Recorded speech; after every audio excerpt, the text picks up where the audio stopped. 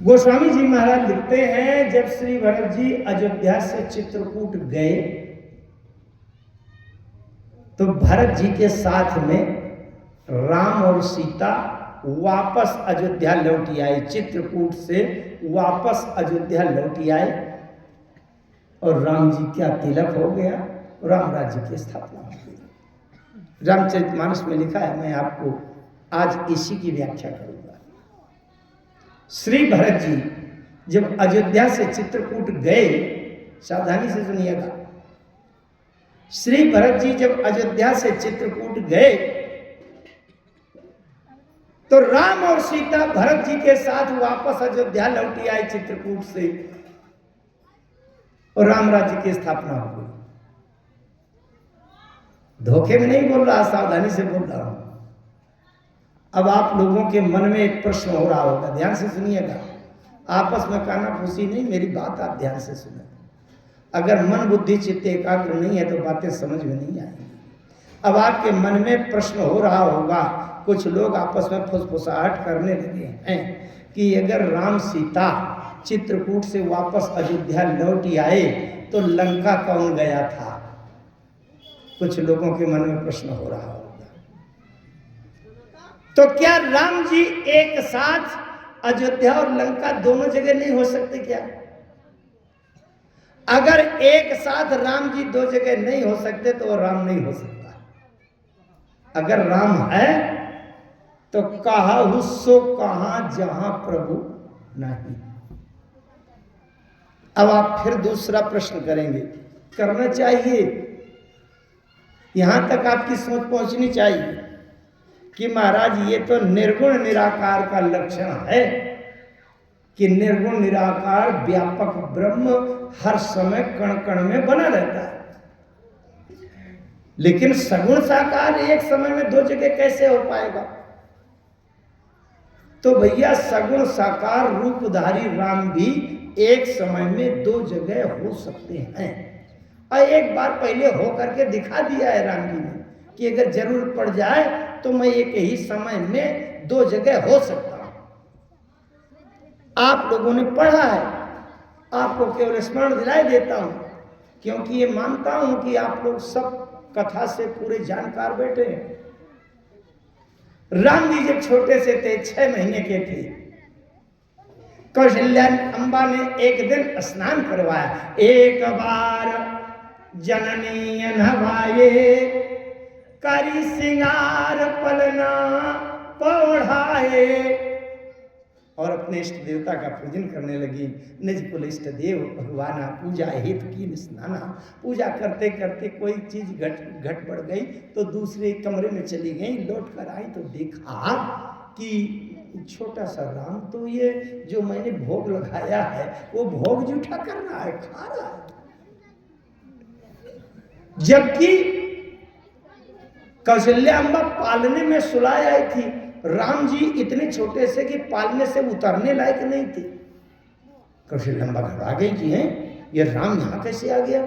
पालना उलट गया, पलट गया, कोई अनिष्ट हो गया, कोई दुर्घटना हो गई क्या? अरे दौड़ कर गई पालने में देखने, क्या कैसे पालना टूट गया कि उलट पलट गया, क्या हो गया? गई तो देखा तो राम जी वहां सो रहे थे। अरे देखा बाल कहां कुल सूता। श्री राम। हाँ तो आइए बात करें। कौशल्या जी ने देखा, अरे अब बुद्धि में भ्रम आया कि कहीं से भरत तो नहीं आ गया कि भोग जूठा कर रहा हो, राम यहां सो रहे हो, क्योंकि भरत राम ही की अनुहारी। फिर से जाकर के देखा, किसी को धोखा पड़े तो पड़े, लेकिन मां को धोखा नहीं पड़ता कि छटकू है कि बड़कू है। कौशल्या जी ने दूसरी स्थिति लगा दी कि बुद्धि का भ्रम नहीं है, ये चमत्कार है। यहां वहां दुई बालक देखा, मति भ्रम मोर की आन विसेखा। कोई भ्रम नहीं था, वो तो राम ही थे। एक समय में दो जगह हो गए कि नहीं? अच्छा, मैं और यहाँ की कथा नहीं कह रहा, कथा मुझे वहां चल करना है, लेकिन आपको ये प्रमाण देने के लिए प्रसंग की याद दिलाई कि राम जी सगुण साकार रूपधारी राम एक समय में दो जगह हो गए कि नहीं? एक राम यहाँ भोजन पूजा कक्ष में भोग खा रहे हैं और एक राम वहां पालने में सो रहे हैं। एक ही समय में सगुण साकार राम दो जगह हो गए कि नहीं?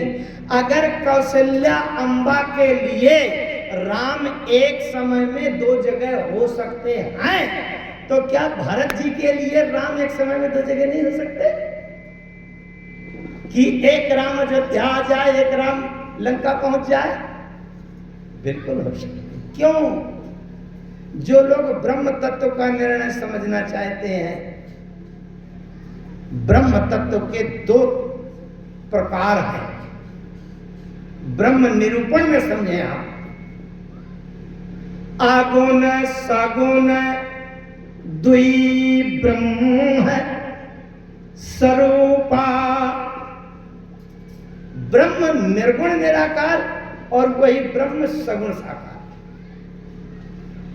फूले कमल सोह सर कैसा, अनिर्गुण ब्रह्म सगुण भय जैसा। अच्छा, निर्गुण निराकार क्या है, सगुण साकार क्या है? ध्यान से समझना।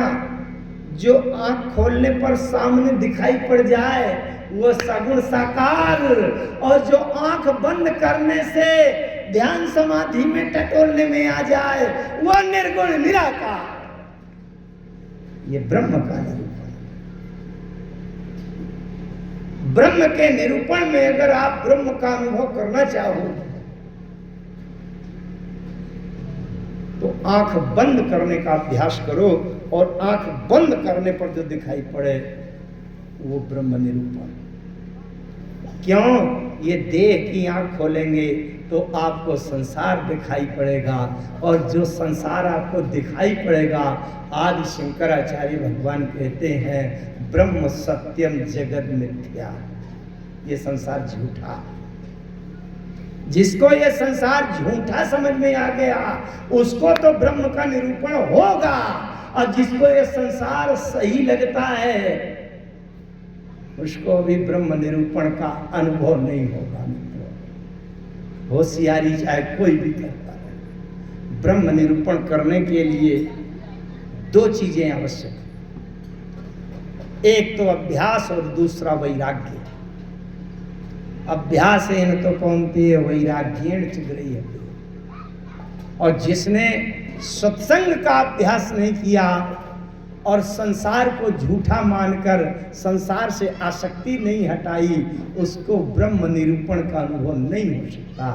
आप भले ही शब्द याद किए बैठे रहे तो याद रहे।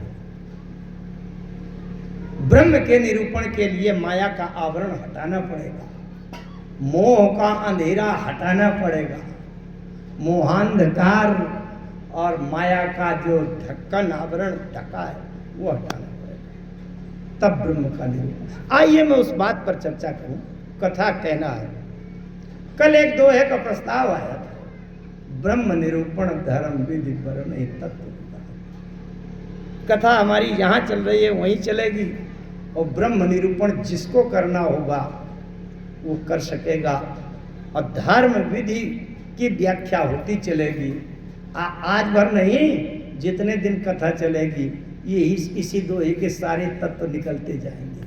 अब जो ग्राहक होगा, जिसको समझ में आ जाएगा वो ले लेगा, और जिसको केवल शब्द याद रखना है वो भगवान जाने। आइए आगे चलते हैं। मैं बात ये कह रहा था कि श्री भरत जी जब गए चित्रकूट तो राम और सीता वापस लौट गए। अच्छा, राम और सीता क्या है, बहुत ध्यान से समझिएगा। राम एक विवादित विषय है, शब्द न पकड़िएगा, भाव समझिएगा। इन देवियों के लिए तो बात कुछ कठिन भी हो सकती है, लेकिन समझना है, समझना है। दवा जैसे कड़वी है लेकिन फायदा करती है, तो धीरज दिलाते हैं मरीज को, हिम्मत करो, खाना है, किसी तरह से पी ले। एक खुराक इंजेक्शन लगता है लगाने में, लेकिन बिना इंजेक्शन के दवा नहीं हो पाएगी, तो धीरे से फसलाना है। देखो एक इंजेक्शन और लगवा। मेरी मैया, हंसी चुटकुला तो नहीं बोलूंगा मैं आपके सामने हाथ जोड़ूंगा। क्यों? हंसी चुटकुला के लिए संसार पड़ा है, जीवन पड़ा है, लेकिन ये 7 दिनों के लिए जब 2-3 घंटा के लिए आप लोग बैठते हो, ये समय केवल और केवल उस तत्व ज्ञान, परमात्म ज्ञान, ब्रह्म ज्ञान और अपने आत्म कल्याण के लिए।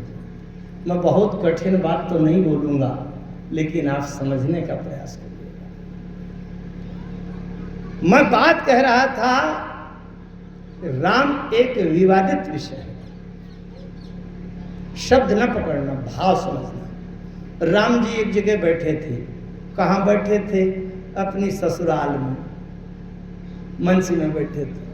ये जानबूझकर ऐसे शब्द बोल रहा हूं ताकि बहू बेटियों को, माताओं को मन भी लगता रहे। जनकपुर में मंच में बैठे थे और राम को देखने वाले हजारों थे।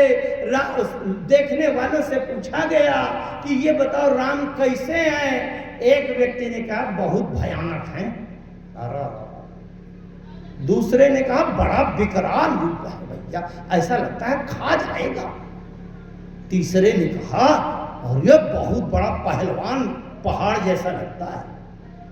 चौथे ने कहा बहुत छोटा प्यारा बच्चा दिख रहा है, बड़ा प्यारा लगता है। पांचवें ने कहा ऐसा लगता है मेरे सगे जीजा जी बैठे हैं।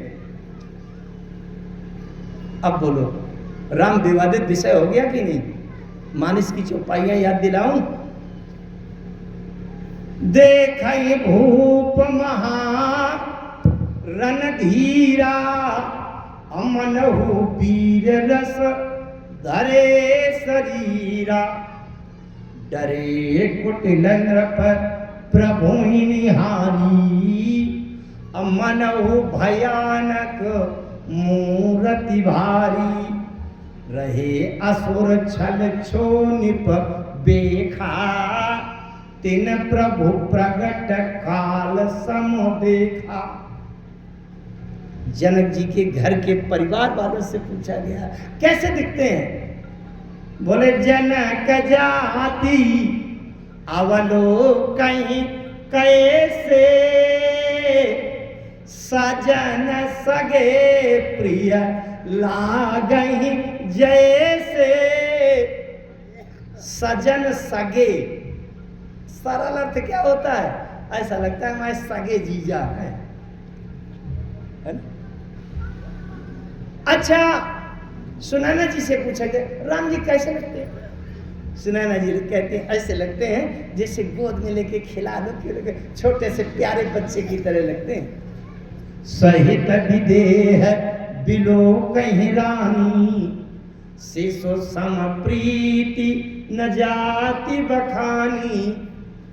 अब बोलो आप, राम जी विवादित विषय हो गए कि नहीं? अरे हमारे लिए कोई पूछे तो एक मत से लोग बता देंगे लाल कुर्ता पहने हैं, हम माला घूम पहने बैठे हैं शान से है? लेकिन राम जी के लिए कोई कहता है बहुत पहलवान है, तो कोई कहते नहीं छोटे से प्यारे बच्चे हैं कि गोद में लेके खिलाने। कोई कहता है बड़ा भयानक काल की तरह खा जाएगा। अब कोई कहता है हमारे सगे हैं। विवादित हो गए कि अलग अलग देखने का रहस्य क्या है? पूज्यपाद गोस्वामी महाराज से पूछा गया, गोस्वामी जी लिख रहे हैं कि राम माने कुछ नहीं, राम माने कुछ नहीं। राम तो एक दर्पण है, एक शीशा है। दर्पण के सामने जो भी जाएगा उसको उसी का रूप दिखाई देगा।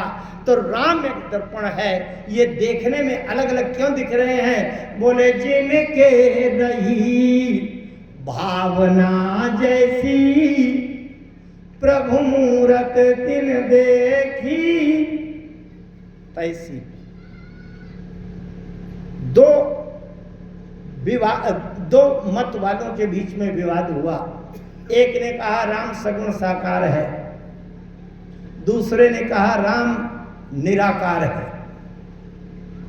एक ने कहा राम निराकार है, दूसरे ने कहा राम साकार है, परमात्मा साकार है। अब पूछा गया इसका निर्णय क्या निकलेगा? ये तो अपनी अपनी ढपली अपना अपना राग बजा रहे हैं, गा रहे हैं, सुन रहे हैं। निर्णय क्या है? शास्त्रों ने निर्णय दिया परमात्मा न निराकार है न साकार। फिर क्या है? बोले परमात्मा न निराकार है न साकार है, बल्कि भक्त की भावना के तदाकार है। जिसकी जैसी भावना होगी वैसा है। भरत जी जब जा रहे थे चित्रकूट की ओर, भरत जी के हृदय में एक भावना आई, राम जी मुझे अपनी शरण में रख भी सकते हैं और ठुकरा भी सकते हैं। दोनों बातें हो सकती हैं। ये भी हो सकता है कि जब मैं चित्रकूट पहुंचूं और राम जी को पता चले तो राम जी दूर से कह सकते हैं हट जा भरत, मेरे सामने मुंह ना दिखाना, यहां भी आ गए, जंगल में भी नहीं रहने दिया। ये भी कह सकते हैं। अथवा राम जी मेरा नाम सुने कि भरत यहां भी आ गया तो वहां से उठकर और कहीं चले जाएं, गायब हो जाएं, दर्शन ही न दें।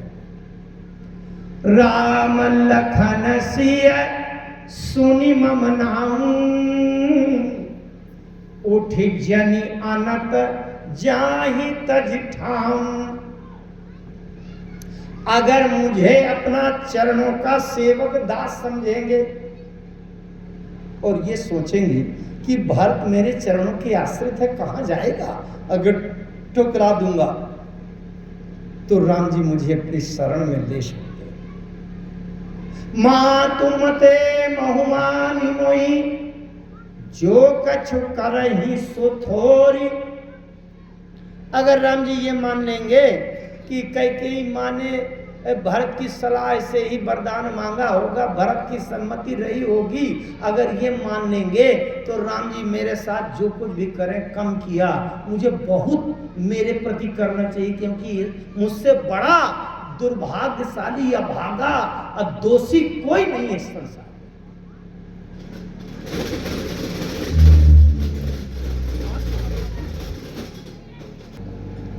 मैं बात कह रहा था, श्री भरत जी एक बात कह रहे हैं, बड़े ध्यान से समझना, बड़ी महत्वपूर्ण। भरत जी कह रहे हैं कि मैं जब राम जी के सामने पहुंचूंगा तो दो बातें हो सकती हैं। या तो राम जी मुझे अपनी शरण में रख सकते हैं, और अगर ये समझेंगे कि ये भी कैकेयी जी के वरदान मांगने में इसकी सहमति रही होगी, तो ये भी हो सकता है कि राम जी मुझे ठुकरा दें, त्याग दें। लेकिन दोनों स्थितियों में भरत जी कहते हैं कि मुझे कोई चिंता नहीं है। राम जी शरण में रखें तो ठीक, और राम जी मुझे ठुकरा दें, शरण में ना रखें तो भी कोई चिंता नहीं है, क्योंकि मैंने अपना नया स्वामी ढूंढ लिया है। और राम जी ना भी रखेंगे तो मैं अपने नए स्वामी की शरण में चला जाऊंगा। राम जी बैठे हैं। बड़ा अटपटा लग रहा होगा आप लोगों को सुनकर, मुझे भी अटपटा लगता है, लेकिन ये तो हमारी सोच है ना कि हमें अटपटा लग रहा है। भरत जी की सोच हमारे सबकी सोच से कहीं ऊपर है। ये भरत जी की बात है। भरत जी कह रहे हैं राम जी मुझे शरण में रखें और चाहे ना रखें, मुझे राम जी से कोई नहीं ज्यादा वो नहीं प्रभाव नहीं पड़ेगा। राम जी तो संशयग्रस्त हैं, लेकिन भरत जी ने कहा मैं अपने नए स्वामी की शरण में चला जाऊं। मन गढ़ंत बात नहीं है, मानस की चौपाई में स्मरण दिलाता हूं। भरत जी कह रहे हैं जो परिहरहि मलिन मन जानी, अजो सन्मान ही सेवक मानी। अगर मुझे त्याग देंगे तो मैं समझ जाऊंगा कि मुझे भी मलिन मन वाला समझ लिया, इसलिए मुझे छोड़ दिया। हट जा भरत, मेरी सामने ना आना, नजदीक ना आना।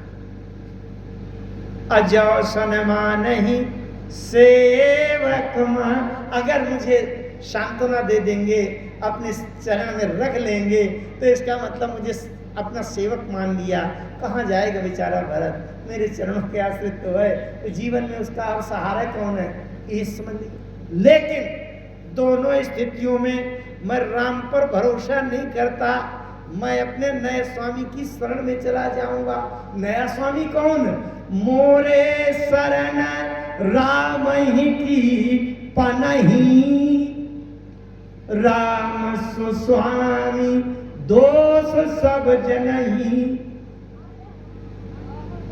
राम पर विश्वास नहीं है, पर राम जी की पनही में पक्का भरोसा है, और राम जी मुझे ठुकरा भी देंगे तो मैं राम जी की पनही की शरण में चला जाऊंगा, जो कभी मुझे नहीं छोड़ेंगे। आइए ध्यान से समझें ये पनही क्या है। पनही में कोई अपनी चेतना नहीं होती, पर पनही चलती बहुत है। हमारी पनही बांदा से चलकर कुसली आ गई, अभी कुसली से लौटेगी तो कानपुर पहुंच जाएगी, कानपुर से झांसी जाएगी, जाना है हमारी पनही को, है ना? क्यों? पनही स्वयं चेतन नहीं है, पर किसी चेतन के द्वारा चलाई जाती है। भरत जी ने अपने जीवन को पनही की तरह समझ लिया है। मेरे शरीर में, हमारा शरीर भी पनही है, किसी चेतन के द्वारा चलाया जा रहा है।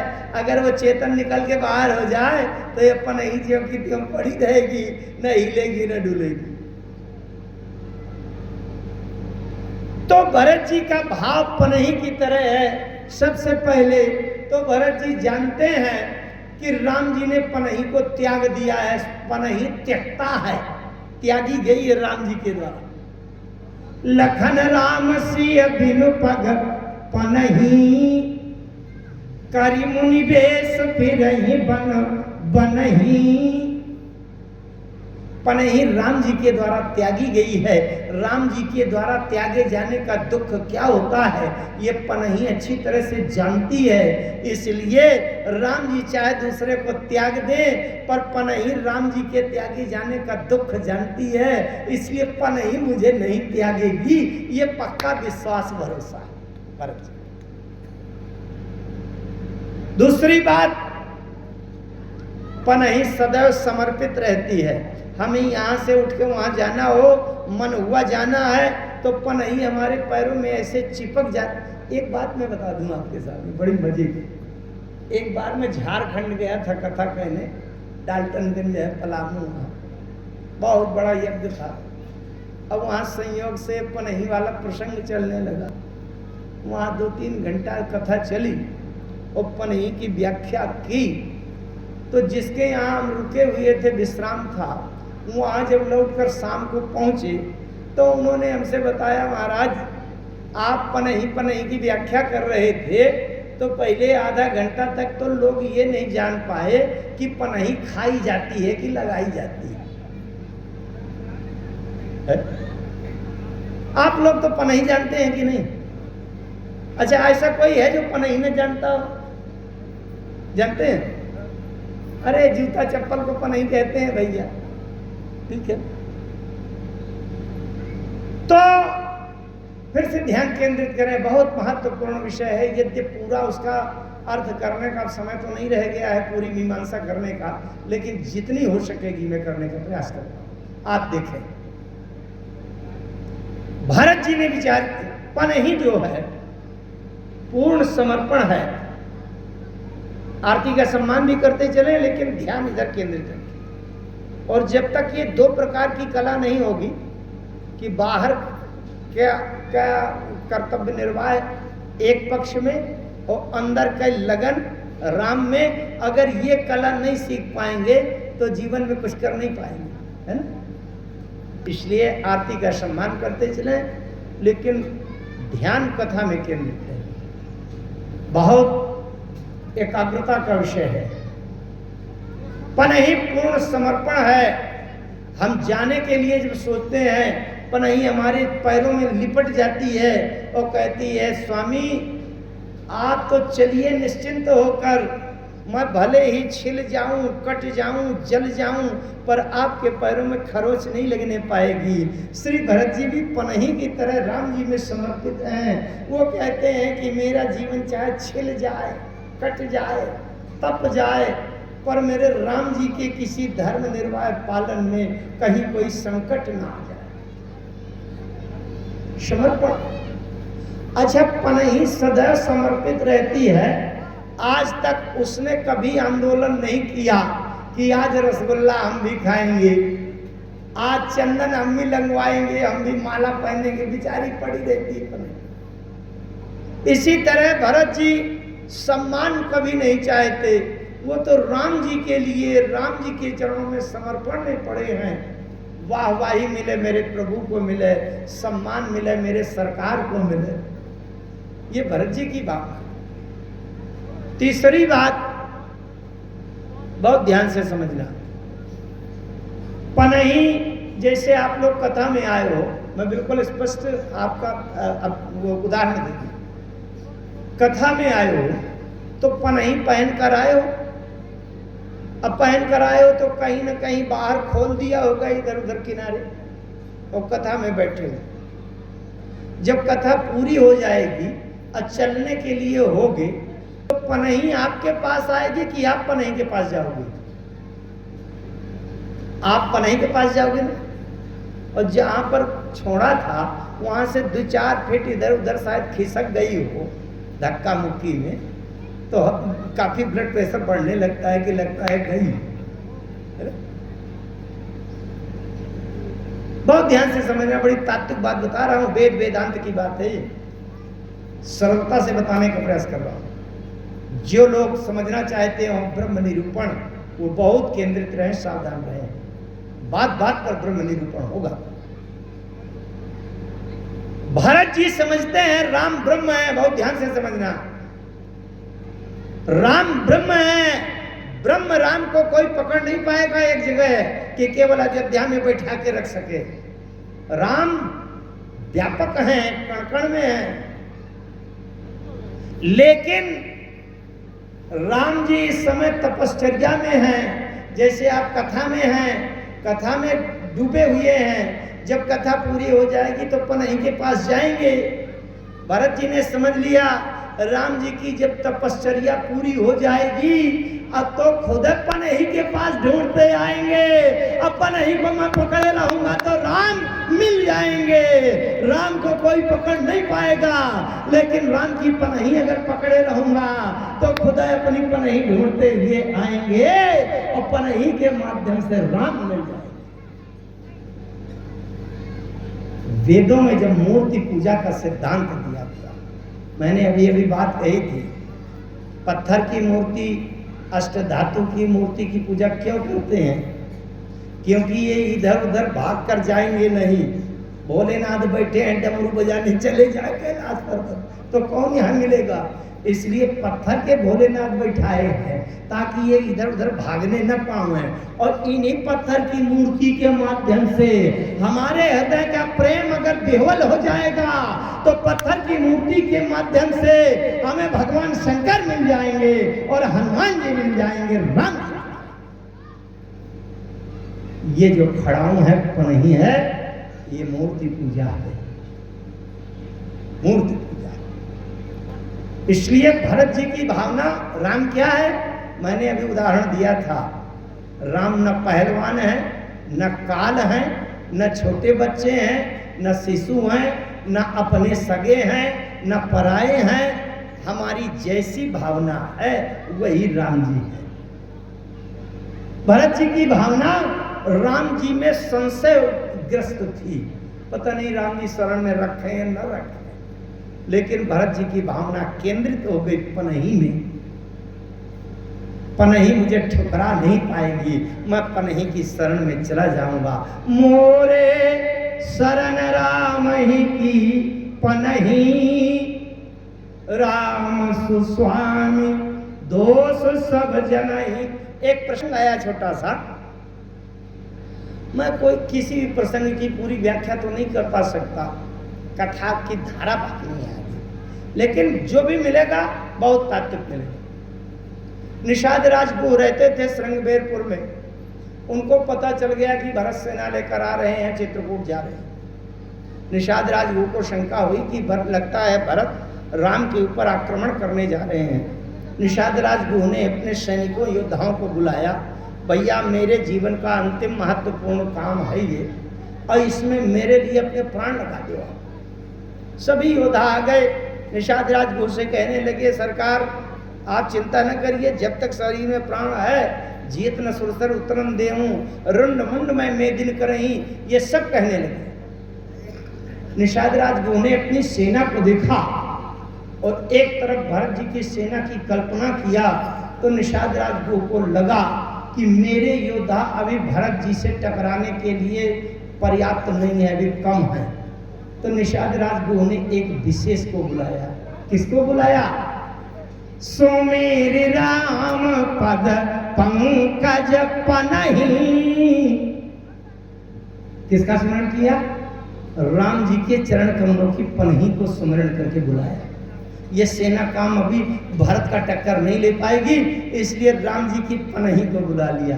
सो मेरे राम पद पंकज पनही, और भाथी बांध चढ़ाइन धनहि। और भरत जी को किसका बल है? बोले मोरे शरण राम ही की पनही।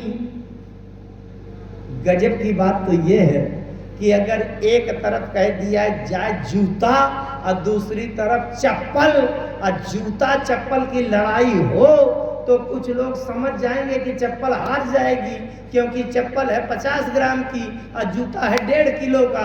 धम्म से पड़ेगा तो चप्पल हार जाएगी कि नहीं? अगर जूता चप्पल लिख दिया होता गोस्वामी जी ने तो हार जीत हो जाती भैया। लेकिन गोस्वामी जी की लेखनी का कौशल देखें आप। पनही इधर तो पनही उधर, न तोला न छटाक,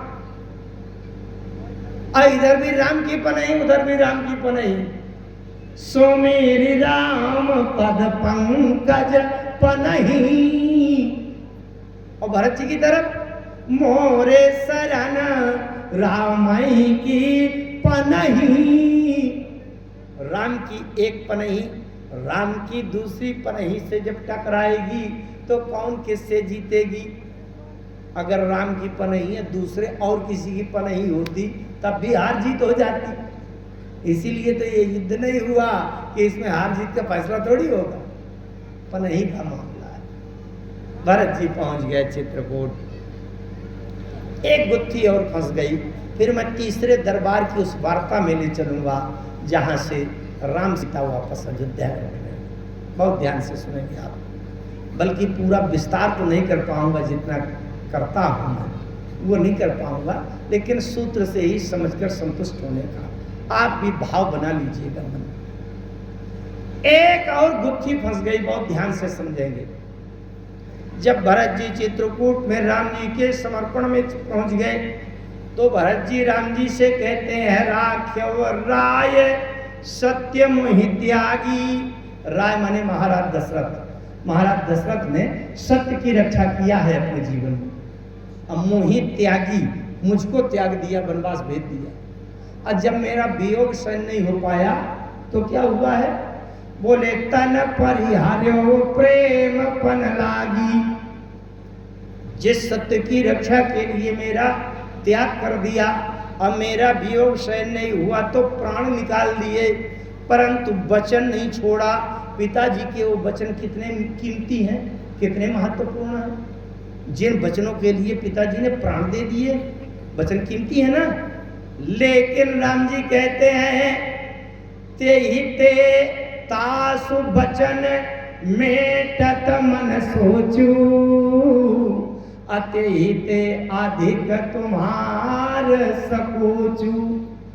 उन पिताजी की आज्ञा मेटने में मुझे सोच तो है मन में, लेकिन उससे ज्यादा तुम्हारा संकोच है। पिताजी के वचनों से भी ज्यादा तुम्हारा संकोच है भरत। इसका मतलब तो ये हो गया कि अगर उसके बाद तुम कहो तो पिताजी के वचन भी मेटना पड़े तो मेट सकता हूं, क्योंकि तुम्हारा संकोच ज्यादा।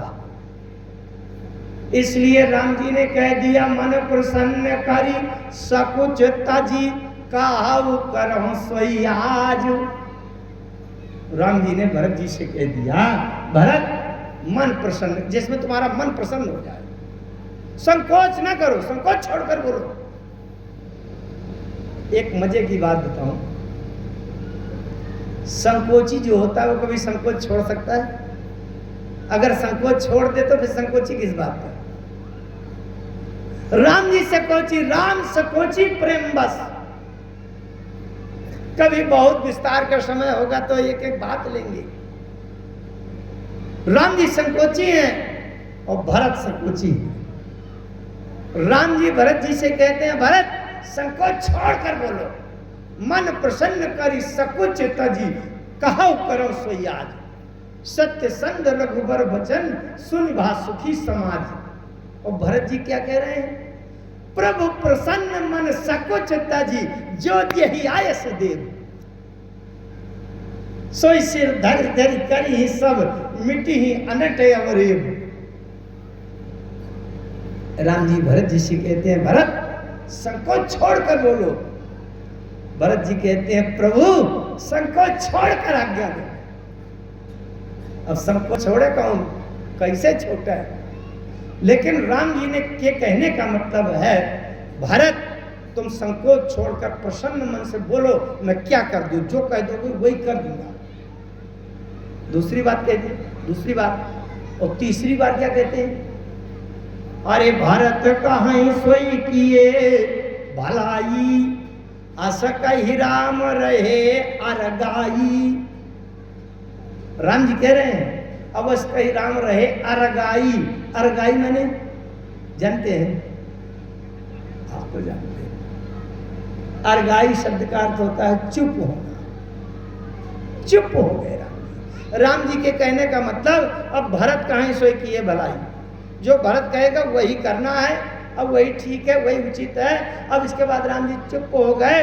राम जी का मतलब ये अंतिम बात है, जो भरत कहेगा वही मैं करूंगा, अब इसके आगे मुझे कुछ नहीं कहना, चुप। अब बोलो। अब भरत जी खड़े हो गए हाथ जोड़कर, झोली फैला दिया। आज्ञा समना सुसाहिब सेवा, सो प्रसाद जन पावे देवा। भरत जी कहते हैं, सरकार, हे प्रभु, हे स्वामी, हे मेरे नाथ, आपकी आज्ञा के समान कोई आपका प्रसाद नहीं होता, तो क्या यह भागा आपकी आज्ञा का प्रसाद भी नहीं पाएगा क्या? इस दास को आज्ञा का प्रसाद भी नहीं देंगे क्या? अपनी आज्ञा का प्रसाद तो दे दीजिए प्रभु। अब बोलो, आप गुत्थी फंस गई कि नहीं? राम जी कह रहे हैं, मैं वही करूंगा जो भरत कहेगा, और भरत जी कह रहे हैं, मैं वही करूंगा जो राम जी की आज्ञा का प्रसाद मिलेगा। आप समझ रहे हैं? अब कौन आज्ञा देगा? आज्ञा कौन देगा?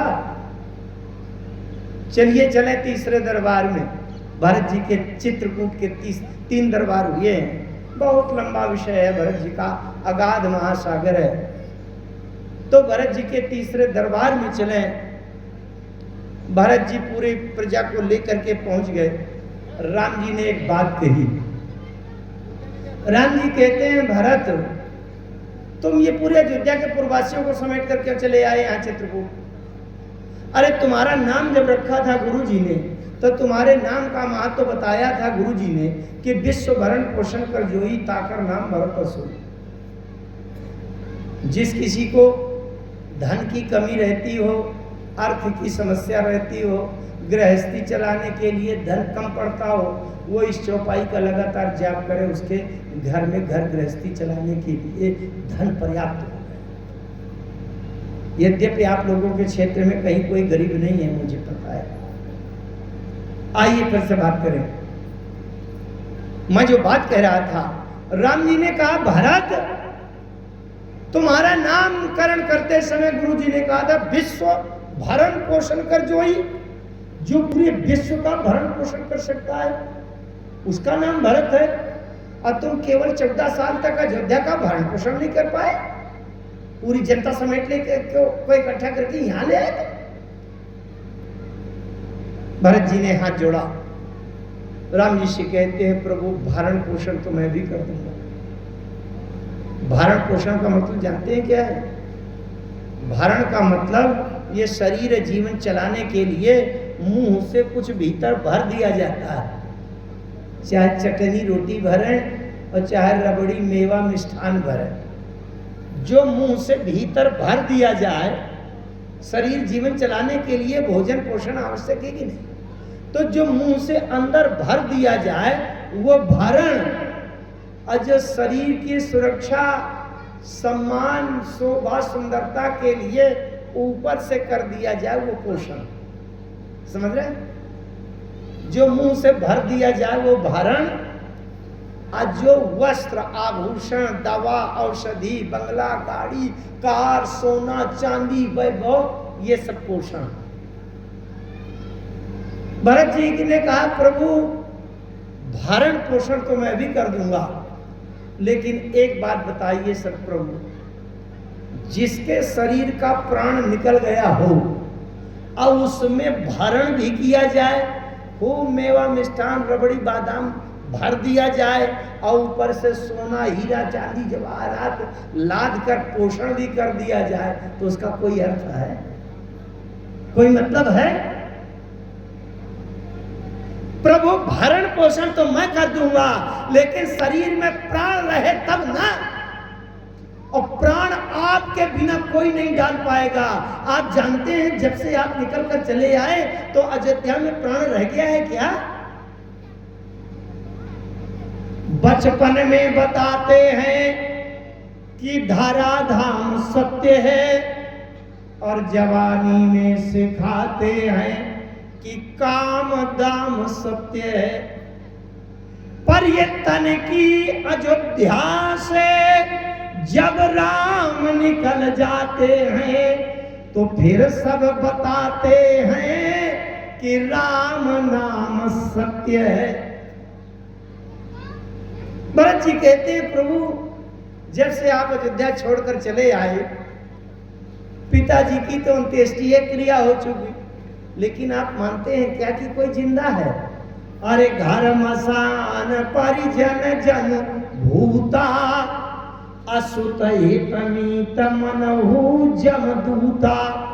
और आप क्या मानते हैं 14 साल तक आप अगर अयोध्या से बाहर रहेंगे तो अयोध्या में जितने भी शरीर हैं उन शरीरों में किसी में भी प्राण नहीं बचेगा। 14 साल के बाद जब आएंगे तो आपको पूरा अयोध्या श्मशान मिलेगा। अब बताइए सब शरीरों में प्राण नहीं रह गया है तो मैं भरण पोषण चाहे जितना कर दूं, जिस शरीर में प्राण नहीं है तो भरण पोषण करने का कोई महत्व है? और एक बात बताऊं, ब्रह्म निरूपण वाले समझें। भरत जी कहते हैं प्रभु संसार में और काम तो किया जा सकता है, लेकिन शरीर में प्राण केवल आप ही डालेंगे। आप केवल प्राणों का संचार कर दीजिए, बाकी भरण पोषण मैं कर दूंगा। जो हमारे इस मिट्टी के पुतले में जो प्राण संचार करता है वही ब्रह्म है।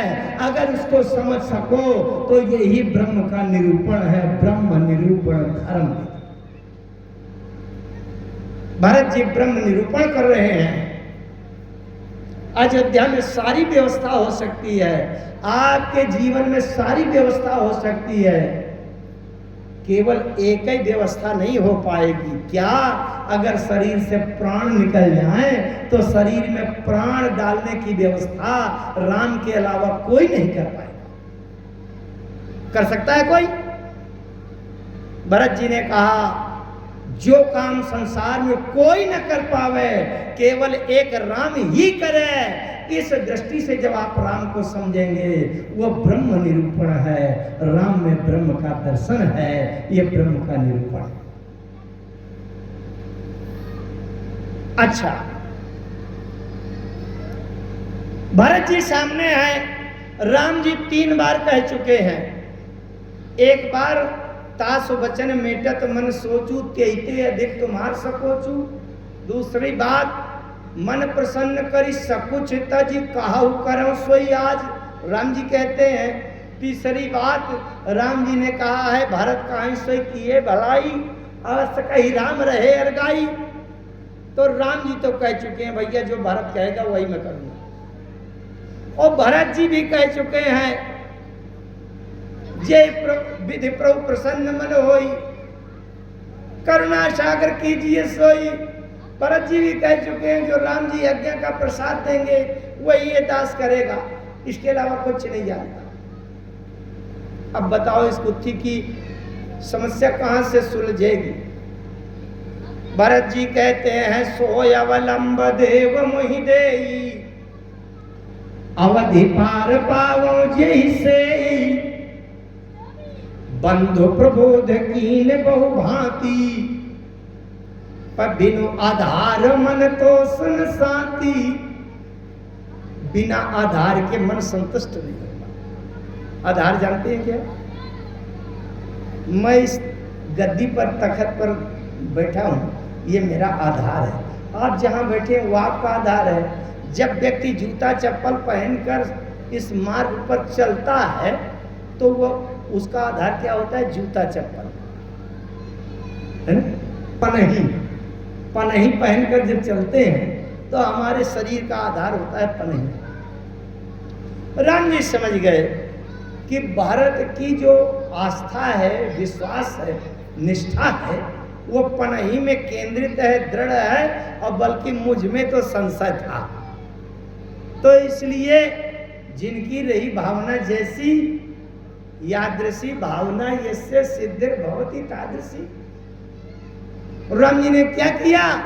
प्रभु करी कृपा पावरी दीनी। अच्छा पहले वो गुत्थी तो सुलझा दे कि आज्ञा कौन किसको देगा। ब्रह्म निरूपण धर्म विधि। धर्म विधि को ध्यान से समझना। धर्म की विधि क्या है?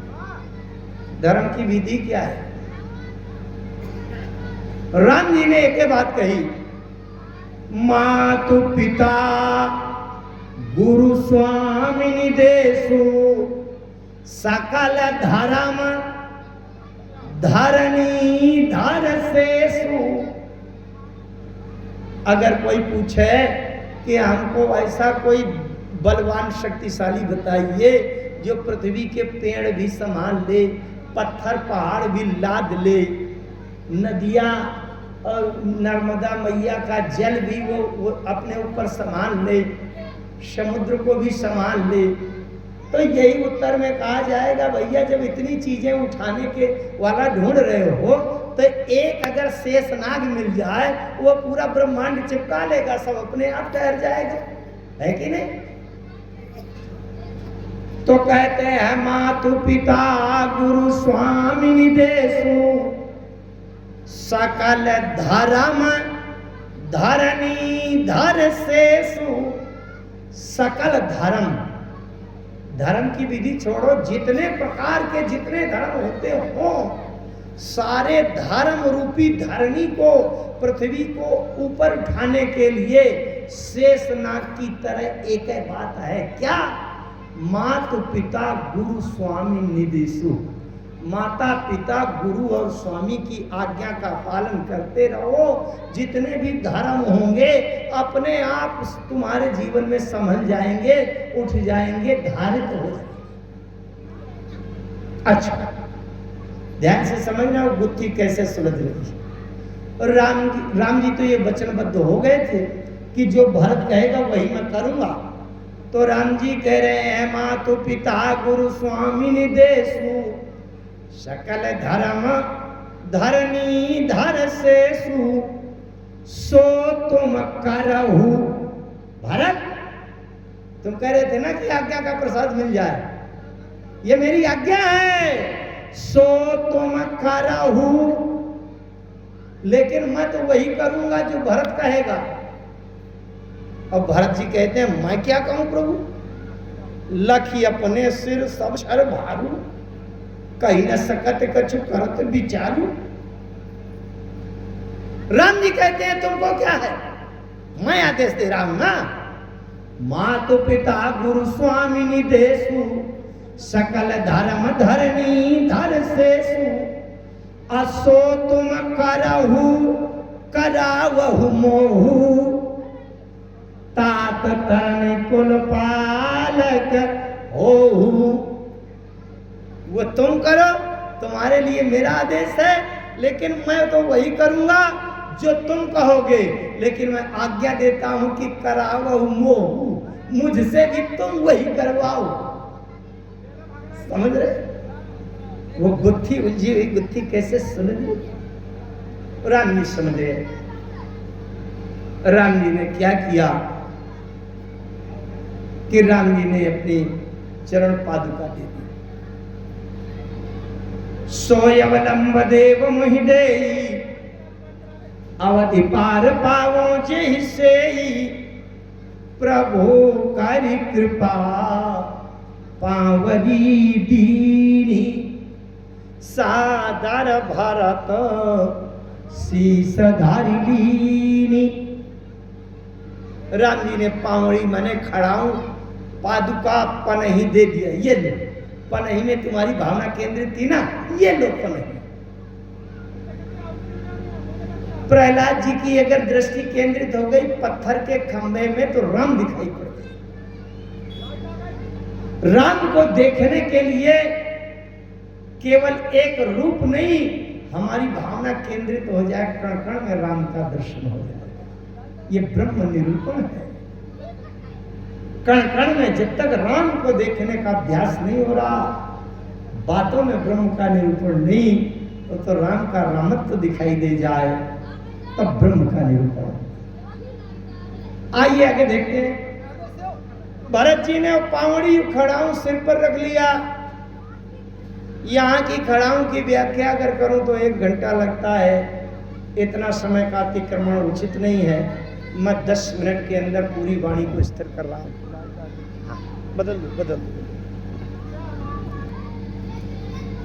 प्रभु कर कृपा पावनी दीनी, सादर भरत शीस धारी दीनी। क्या है ये? चित्रकूट के लोगों ने पूछा अयोध्या की प्रजा से, ये खड़ाऊं क्यों सिर पर रखे हैं? अच्छा, राम जी ने एक बात कही, भरत तुमने मांगा आधार, बिन आधार मन तोषण साथी। आधार नीचे होता है ना सबसे। तुमने मांगा आधार और मैंने दे दिया तुमको आधार। ध्यान से सुनिए,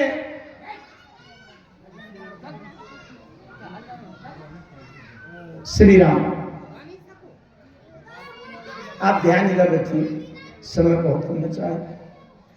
राम जी कहते हैं, भरत तुमने मांगा आधार, मैंने तुमको दे दिया आधार, लेकिन उसको सिर पर रखकर तुमने बना लिया उसको भार। तो किस काम का रहा वो आधार? भरत जी कहते हैं, प्रभु मेरे जीवन का नहीं है कोई भार। अयोध्या की जिम्मेदारी का जब पड़ेगा सिर पर भार, तब ये बन जाएगी खड़ाऊं उसका आधार और हो जाएगा मेरा बेड़ा पार। इसलिए प्रभु मैं सिर पर रखे हूं। कुछ लोगों ने पूछा है सिर पर क्यों रखे हैं खड़ाऊं को? अयोध्या के प्रवासियों ने बताया, भैया खड़ाऊं नहीं है। बोले क्या है? चरण पीठ करुणा निधान के, जनु जुग जामिक प्रजा प्राण के। अयोध्या की प्रजा ने बताया ये खड़ाऊं नहीं है, ये प्रजा के, ये अयोध्या के प्रजा के शरीर में प्राणों को सुरक्षित रखने के लिए जुग माने 2, जामिक माने पहरेदार, ये 2 पहरेदार हैं। अब आज के बाद अयोध्या के किसी शरीर से प्राण निकलकर भागने नहीं पाएगा।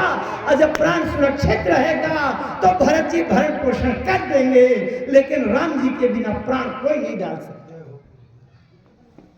एक बात बताऊं मैं, बड़े भावपूर्ण। 14 वर्ष के बीच में जिसकी आयु समाप्त हो गई, मृत्यु भी होना था। 14 वर्ष के समय तक अयोध्या राज्य की सीमा के अंदर की एक चींटी, मच्छर, पतिंगा, पशु पक्षी की मृत्यु नहीं हुई थी 14 साल तक। क्यों? क्योंकि भरत जी को बड़ी चिंता थी, अगर लौटकर राम जी आए और राम जी ने पूछ लिया भरत वो मेरी चिड़िया कहाँ गई, तोता मैना, वो मेरा पक्षी कहाँ गया, मेरा घोड़ा कहाँ गया, तो मैं कैसे मुंह दिखाऊंगा। एक एक चींटी, पतिंगा, मच्छर, मक्खी तक मेरी राम जी की संपत्ति है, अगर ये इसकी मृत्यु हो गई तो मैं राम जी को मुंह कैसे दिखाऊंगा। ये भरत जी की।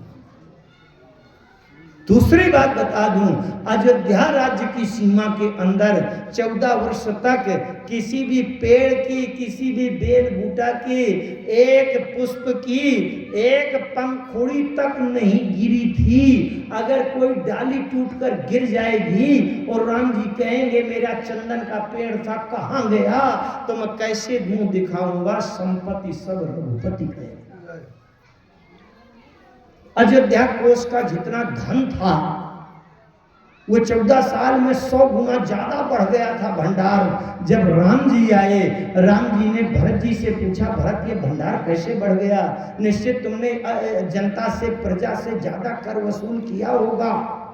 भरत जी ने हाथ जोड़कर कहा प्रभु मैंने कोई कर वसूल नहीं किया, लेकिन जनता की सुख सुविधा के लिए राज्य खजाने से जितना धन खर्च किया जाता था पूरी जनता ने, प्रजा ने मना कर दिया, हम 14 साल तक कोई सुख सुविधा नहीं लेंगे, इसलिए खजाने का धन खर्चे नहीं हुआ। अब वो बढ़ते बढ़ते 100 गुना हो गया, मैं क्या करूं। राम जी की प्रतीक्षा में किसी ने भोजन तक नहीं किया, केवल शरीर में श्वास चलती रहे तो पय आहार फल असन एक निशि भोजन एक ये कर खड़ा सिर पर रखा। बहुत बड़े बड़े विद्वानों के मत आए, जनक जी की का विचार आया, वशिष्ठ जी का मत आया, अलग अलग हैं लेकिन अलग अलग व्याख्या के लिए समय नहीं है। जनक जी ने कहा संपुट सने भरत स्नेह रतन की, और वशिष्ठ जी ने कहा आखिर जुग जन जीव जतन की, कौशल्या अम्बा ने कहा कुल कपाट, कर्मचारियों ने कहा कर कुशल कर्म की, और सेवकों ने कहा विमल नयन सेवा सुधर्म की। इन दो खड़ाओं को व्यापक रूप में देखा, ये ब्रह्म निरूपण है, खड़ाऊ ब्रह्म है, उसमें राम को देखने का प्रयास चल रहा है। किसी ने भरत जी से पूछा महाराज ये बताइए ये खड़ाऊ को सिर में क्यों रख लिया, ये क्या है।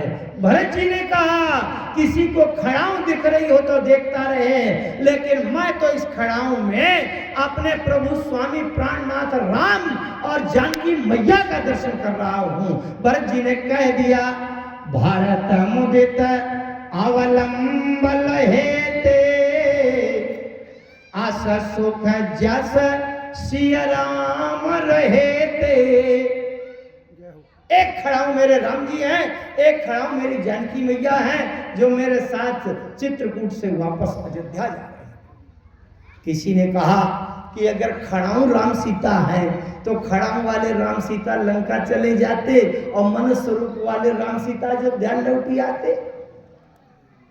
तो भैया ये बताया गया कि खड़ाऊ में राम सीता का दर्शन करने की दृष्टि केवल भरत जी को प्राप्त थी। संसार वालों को तो राम में भी राम दिखाई नहीं पड़ता, सती जी को राम में राम दिखाई नहीं पड़ता, गरुड़ जी को राम में राम दिखाई नहीं पड़ता। खड़ाऊ में राम सीता देखना ये केवल भरत जी को की दृष्टि में दिखाई पड़ता है, संसार वालों को नहीं। अच्छा संसार वालों को नहीं दिखाई पड़ता लेकिन भरत जी को दिखाई पड़ रहा है, तो भरत जी को क्या क्या नुकसान है, क्या हानि है, क्या करना है, उन्हें राम सीता दिखाई पड़ा। भरत जी ले गए, सुन सिख पाई शीस बड़ी, गणक बोली दिन सादी, और सिंहासन प्रभु पादुका, और बैठा रे निरुपाधि। सिंहासन में बैठ करके राज तिलक कर दिया, खड़ाऊ भगवान की रूपी राम सीता का सिंहासन में अभिषेक कर दिया, और ये भाव का राम राज्य, भक्ति की भावना का राम राज्य स्थापित हो गया अयोध्या का।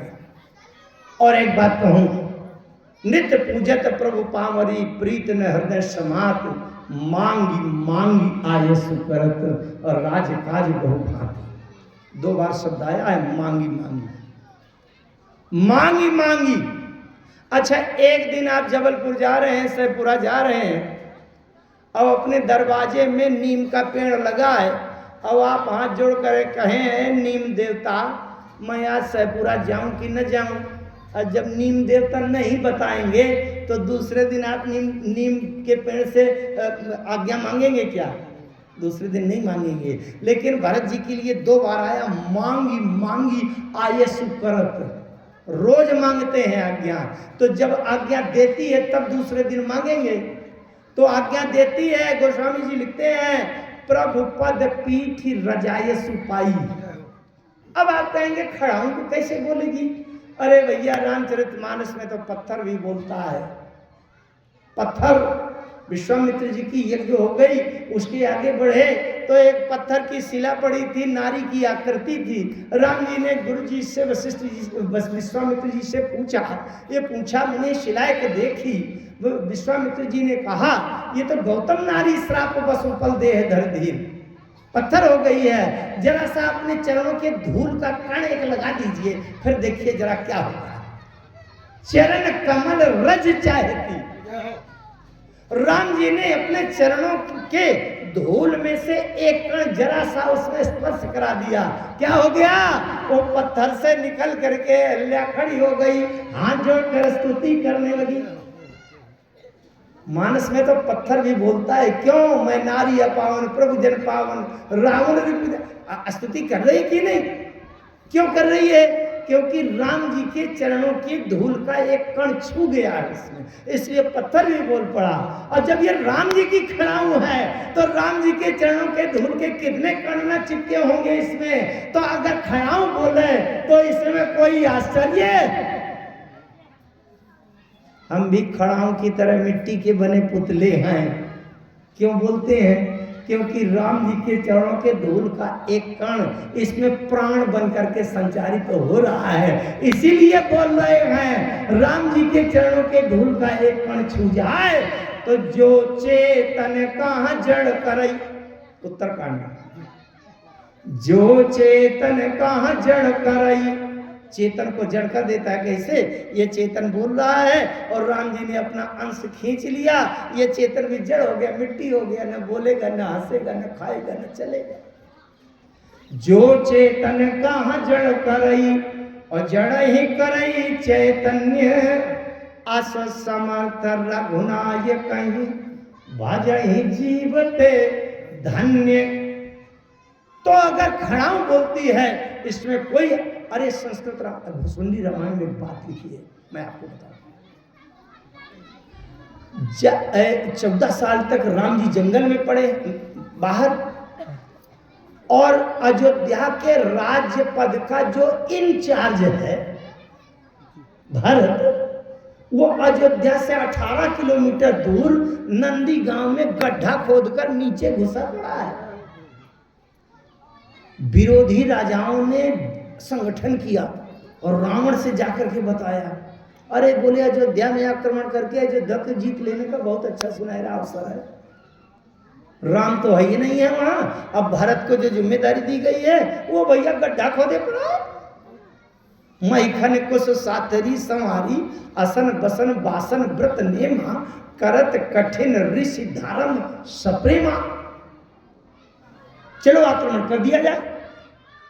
पूरे संसार के विरोधी भावना दुष्ट राजा, ये कुछ सद्विचार दुर्विचार दोनों पक्ष हमेशा रहते हैं धरती में।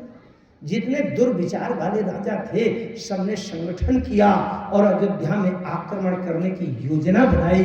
और कहीं से भरत जी को गुप्तचरों ने बता दिया, बोले महाराज आप इतनी दूर गड्ढा खोदे पड़े हैं। और दुष्ट राजाओं ने यहाँ तक कि रावण ने भी और संगठन करके अयोध्या में आक्रमण करने की योजना बना ली। भरत जी ने कुछ नहीं किया, केवल खड़ाऊ भगवान के पास गए। अब वो तो रोजे जाते थे पूजा करने, नित्य पूजत प्रभु पावरी। अब खड़ाऊ भगवान से कह दिया, हे खड़ाऊ भगवान केवल आपके भरोसे में पड़ा हूं, अब आप अयोध्या राज्य की रक्षा करना और बस इतना समर्पण करके फिर से चले गए नंदीगांव में, उसी गड्ढे में घुस गए। जब रावण सहित धरती के सभी दुर्विचारी राजा इकट्ठे करके अयोध्या में आक्रमण करने के लिए आए, तो सबने देखा कि एक अजय अभेद्य सेना अयोध्या सीमा की सुरक्षा में लगी हुई है, जहां किसी के गम करने का, प्रवेश करने का संभव सामर्थ्य नहीं है। और 3 बार ऐसा हुआ, 3 बार वो सारे राजा और रावण सहित सभी वापस लौट गए, अयोध्या सीमा में प्रवेश किया। खड़ाओं को जो राम के रूप में देख सके, ये है ब्रह्म निरूपण। लेकिन ब्रह्म निरूपण तब होगा जब माया का आवरण हटेगा, मोह का अंधकार हटेगा। मोह का अंधकार कैसे हटता है? बिनु सत्संग न हरि कथा, और ते ही बिनु मोह न भाग। अगर मोह का अंधकार दूर करना है, सत्संग करते रहिए। राम जी के खड़ाओं के रूप में भक्ति की भावना के राम राज्य की स्थापना हो गई। आगे की चर्चा हम कल की सभा में करेंगे। आइए 2 बार भगवान के समर्पण करें, इसके बाद वाणी को बोला। हरि शरणम